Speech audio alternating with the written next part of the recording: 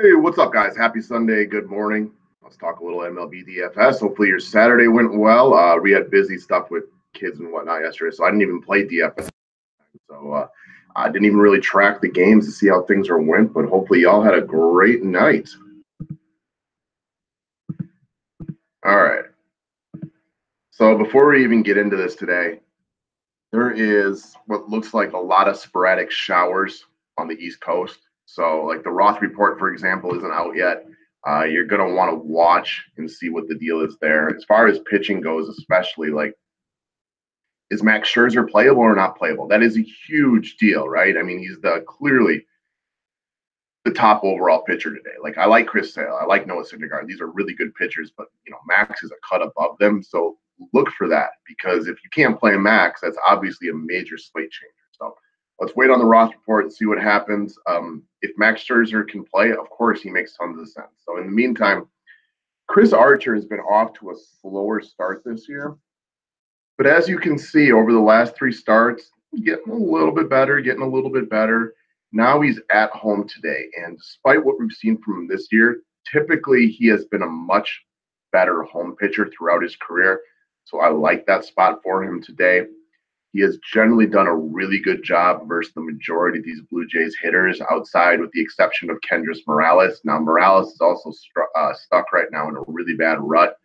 He had the big game the other day where he went double dong, but I believe he's basically struck out every other at bat since then and doesn't have any hits to show for it. So I like this spot for Archer. I won't call him a must play. I was looking through a lot of the pitchers this morning when I got up, and I need to get a little more information about where this rain on the East Coast is going to pound some of these stadiums to decide if the starters are playable there or not playable there. So at a glance, it's tough to call. I'm waiting on the meteorologist. Obviously, you need to get this information out real early. So one of the things Archer has going is playing for a dome.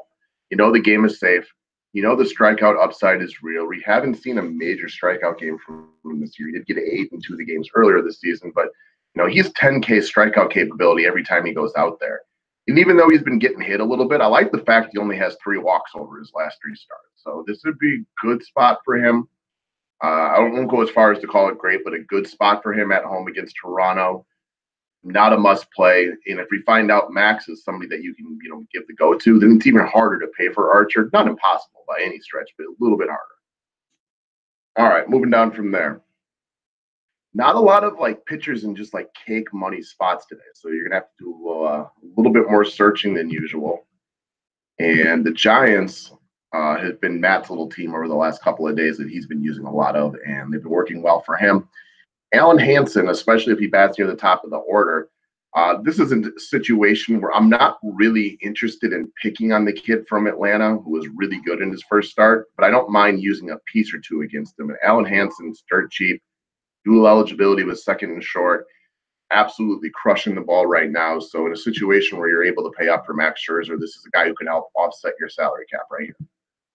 All right, moving down from there. Speaking of red hot hitters, I mean, this is a guy that I think we've mentioned a lot lately. Continue to use him on almost a daily basis. He's just playing really, really good baseball, and he matches up with James Shields today. Now, before going all out on a twin stack, I will say James Shields has pitched pretty well by his low standards over the last couple of years, the last couple times out. So I'm not looking to go all out on the Twins, but we don't have a lot of just cake crush spots for offenses today. So I am going to pull a piece, potentially 2 or 3 from the Minnesota Twins. And Eduardo Escobar is right up there as the top piece today. Love the dual eligibility at third base or shortstop to give you a little bit of flexibility on how you create your rosters. Again, this guy's just playing really, really good baseball and has one of the easier matchups out there. I mean, he's dropped below 7 DK points once in the last 12 games or something like that. So there's a lot to be said right there. All right, now GPP call for me. Not somebody I would pay top money for in a cash game, but we got Trey Turner. And the thing I like about Trey Turner is he's getting his walks a little bit. He's got 3 of them in his last 4 at bats. I like that, or 5 plate appearances, wherever it might be. So that's good. I also assume not a lot of people are going to go here because while Jake Arrieta is not a pitcher I'm interested in, he's not exactly a pitcher I'm interested in. I am interested in picking on. Now, the key here for this is you can run on Jake Arrieta. And Trey Turner has 3 career plate appearances against Jake Arrieta, but 4 stolen bases.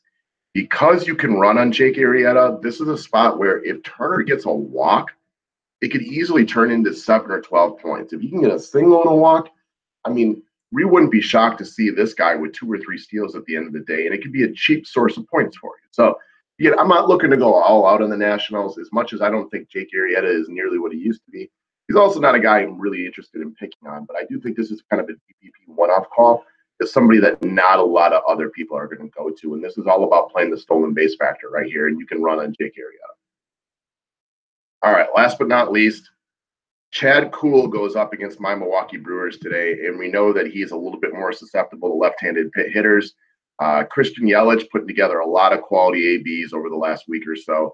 One of the premier lefties in the Milwaukee Brewers lineup, playing good baseball in a matchup that makes sense for him in a hitter's park, getaway day for Pittsburgh here and everything like that. And Chad Kuhl is not a guy that we are afraid of, especially when it comes to playing lefties against him. So Kuhl's not a gas can, but he's not yet a really good pitcher. You can just kind of look through his starts and see he does give up the home run ball. He does give it up to lefties a decent amount. And there's definitely some bad starts in there. So I think this is a big game for Milwaukee, having split this series 1-1 with Pittsburgh. If you look at the splits on Milwaukee to start the year, they are absolutely destroying bad teams. I want to say there's something like 11-1 against San Diego, Cincinnati, and the Marlins, but are getting really just worked over by good teams. Now, they had a big win last night, good come-from-behind victory. This is a good spot for Christian Yelich. He's got the upside for GPP and the nice floor for a cash game play as well. So that's what I got today, guys. Thank you for your time. Have yourselves a wonderful Sunday. I'll spit out a little NBA info later for those who are interested. In the meantime, have a great morning.